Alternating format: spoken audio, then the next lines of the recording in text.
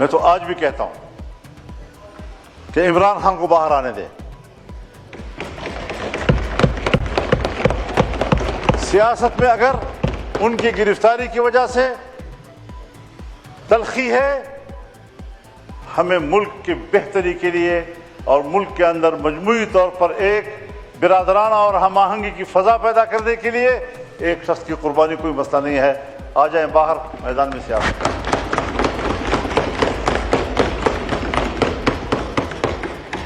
مجھے لوگ پوچھتے ہیں آپ عمران خان پر بہت تنقید کرتے تھے، آج کل کیوں نہیں کر رہے؟ میں نے کہا یہ میرا مزاج نہیں مانتا کہ میرا مخالف جیل میں ہو، اس کے ہاتھ پاؤں بندی ہوئے اور میں کھل کر تنقید کرتا رہا ہوں. آؤ وہ بھی باہر آئیں گے، وہ بھی بات کریں گے، ہم بھی بات کریں گے، کوئی ایسا مسئلہ نہیں ہے. اگر آپ کو یہ خطرہ ہے کہ ان کیمرے میٹنگ ہوگی اور پی ٹی آئی والے کوئی ہنگامہ کریں گے، میں اس floor per P T I والوں کی ضمانت خود لیتا ہوں، وہ بیچ میں کوئی ہنگامہ نہیں کریں گے. وہ سنیں گے بات. مولانا صاحب گزارش ہے کہ 10 منٹ کا ٹائم ہوتا ہے ہر ممبر کا، آپ آدھا گھنٹہ آپ نہ سکھائیں پلیز. میں آپ نہ سکھائیں پلیز، آپ چیئر کو ڈائریکشن نہ دیں. تو گزارش صرف یہ ہے کہ اور کتنا بولیں گے آپ؟ کھٹک صاحب تشریف رکھیں پلیز، اس طرح نہ کریں. جی کتنا بولیں گے مولانا صاحب؟ آدھا گھنٹہ. بولنے کو تو حضرت اتنے درد ہیں کہ ہر درد کے لیے 1 گھنٹہ چاہیے. اور اب میں آپ کے اوپر جب ایک بوجھ آ گیا، ایک دباؤ آ گیا، تو مجھے آپ کے درد کا بھی احساس ہے. مجھے یہ بھی معلوم ہے کہ یہ درد آپ کا اکیلا نہیں ہے، یہ درد کہیں سے آ جاتا ہے.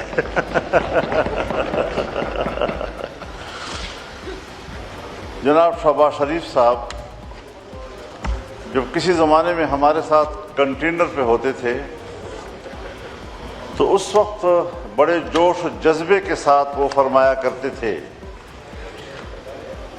کہ ملک کی معیشت کو اگر میں 6 مہینے کے اندر ٹھیک نہ کر دوں تو پھر میرا نام شہباز شریف نہ.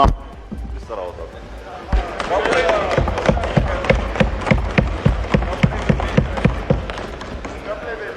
یہ سارے مناظر ہم نے دیکھے سنے ہیں.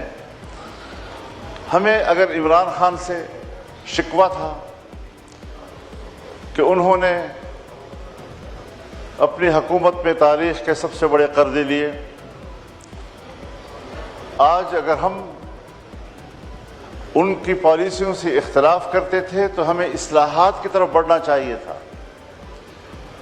تیسرا بجٹ ہم نے پیش کر دیا، لیکن ہم قرضوں میں کہیں زیادہ بیرونی قرضے ہیں، ملک کے اندر کے قرضے ہیں، اور اس وقت ہمارا ہر پاکستانی وہ 3,25,000 روپے کا مقروض ہے، بلکہ ڈالر میں.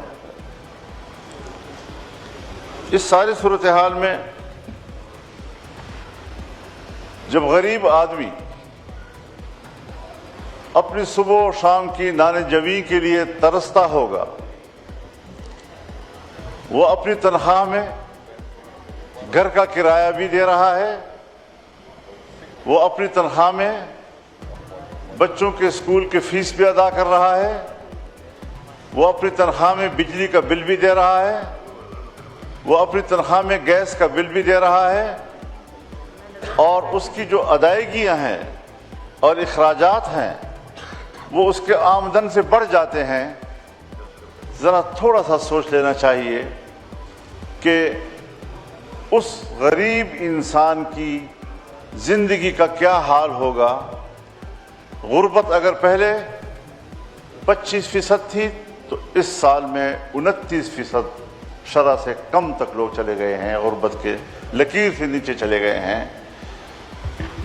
اور ظاہر ہے کہ جب ہم عوام کو روزگار کے مواقع فراہم نہیں کر سکتے تو اس کی وجہ یہ ہے کہ ہم ملک کے اندر بدامنی ہے. روزگار کے لیے لوگ گھروں سے باہر نہیں جا سکتے. اور میں یہ بات کسی تعصب کی بنیاد پر نہیں کہہ رہا. میں مسلسل یہ باتیں کر رہا ہوں ایک پاکستانی کی حیثیت میں اور ایک پارلیمنٹرین کی حیثیت میں کہ ملک کا امن و امان انتہائی حد تک خراب ہے. میں یہ تجویز دے چکا ہوں کہ یہ مسئلہ اس حد تک گمبھیر ہے کہ ہمیں ان کیمرہ ایک اجلاس کرنا چاہیے اور پارلیمنٹ کے اراکین کو بتانا چاہیے کہ یہ صورتحال کیوں درپیش ہے, اصل حقائق سامنے لائے جائیں. افغانستان کی صورتحال, اس کے ساتھ ہمارے تعلقات کی نوعیت اس وقت کیا ہے, ایران کے ساتھ ہمارے تعلقات کی نوعیت کیا ہے, انڈیا کے ساتھ ہمارے تعلقات کی نوعیت کیا ہے. ملک کے اندر دو چھوٹے صوبوں کی خصوصیت کے ساتھ ہم دیکھیں کہ ہم کہاں کھڑے ہیں. ہم نے تو صرف ایک سوال کیا تھا کہ ہمیں صرف اتنا بتایا جائے کہ پاکستان کہاں کھڑا ہے, بس. لیکن آج تک یہ نہیں بتایا جا رہا کہ پاکستان کہاں کھڑا ہے. لوگوں کو مطمئن کرنا یہ حکومت کی ذمہ داری ہے اور اس کی پالیسیوں کا اثر ہوتا ہے. اگر آپ نہیں کریں گے تو پھر الٹا رد عمل آتا ہے. تو کبھی اس کے بارے میں بھی سوچا ہے؟ یہی اسی ایوان میں آئین میں ترمیم ہوئی کہ 1 جنوری 2028 سے ملک کے اندر سود ختم ہوگا. کیا آج بھی جب میں گورنمنٹ کی طرف مخاطب ہو کر کہوں گا کہ صاحب کہیں کسی محکمے میں, کسی بینک میں, کسی سطح پر کوئی پیش رفت ابھی تک ہوئی ہے, تو جواب نفی میں آئے گا. یہ ہے سنجیدگی کا عالم. اگر میں شریعت کوڈ کو مؤثر بنانے کی بات کرتا ہوں تو 0% ابھی تک اس پر عمل نہیں ہوا. ہم نے آئین میں ترمیم کی کہ اسلامی نظریاتی کونسل کی سفارشات وہ ڈیبیٹ کے لیے ایوان میں پیش کی جائیں گی. 2 سال ہو رہے ہیں, ہم آج تک ایک سفارش بھی ڈیبیٹ کے لیے ایوان میں نہیں لا سکے. یہ ہے معاہدے, یہ ہے پارلیمنٹ کے فیصلے, یہ ہے پارلیمنٹ کے فیصلوں کی توقیر, یہ ہے اپنی زبان کو عملی جامہ پہنانے کے مناظر. اب آپ بتائیں کہ ان حالات میں آپ کس طرح عام آدمی کو مطمئن کر سکیں گے؟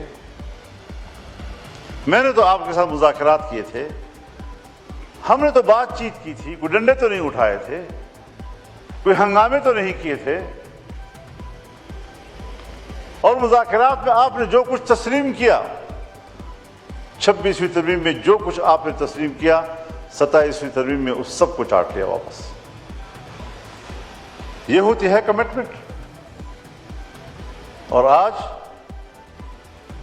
28ویں ترمیم کی باتیں ہو رہی ہیں. کیا حاصل کرنا چاہتے ہیں؟ 18ویں ترمیم کو واپس کرنے کی باتیں ہو رہی ہیں. افواہیں ہیں, ابھی تک کوئی چیز منظر عام پہ نہیں آئی, لیکن باتیں ہو رہی ہیں اور باتیں بلا وجہ نہیں ہوتی. اسی لیے میں سوچتا ہوں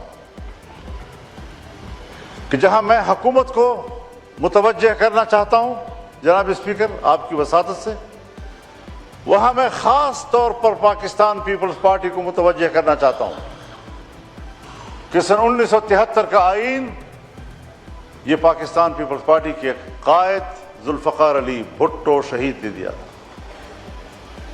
میرے والد نے اس پہ دستخط کیے تھے, خان عبد الولی خان نے اس پہ دستخط کیے تھے, غوث بخش بزنجو نے اس پر دستخط کیے تھے, چھوٹے صوبوں نے اس کو قبول کیا تھا. کیا حشر کیا گیا اس کا. اور پھر پاکستان پیپلز پارٹی کی حکومت تھی جب 18ویں ترمیم کے لیے پارلیمنٹ کی کمیٹی بنی, 9 مہینے ہم بیٹھے رہے اور 9 مہینے کے بعد ہم نے آئین کی اصلاح کی. 100% نہ صحیح لیکن بہت حد تک ہو گئی. ہم نے صوبوں کو حقوق دیے, NFC ایکٹ ہوا, جس پہ طے ہوا آئین کے اندر کہ NFC کے حصص میں صوبوں کے حصوں میں اضافہ تو کیا جا سکے گا لیکن کمی نہیں کی جا سکے گی۔ آج صوبے کا حق ہماری حکومت کے لیے گلے کی ہڈی بن گئی ہے۔ غریب صوبے کو آپ اگر حق دینا چاہتے ہیں تو اس کے لیے صوبوں کو توڑو۔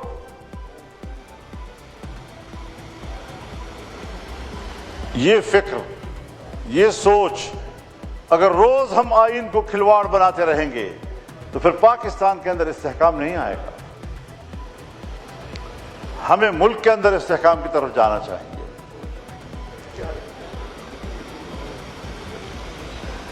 امن و امان کیسے لایا جائے؟ کیا صرف طاقت ہی اس کا مسئلہ ہے؟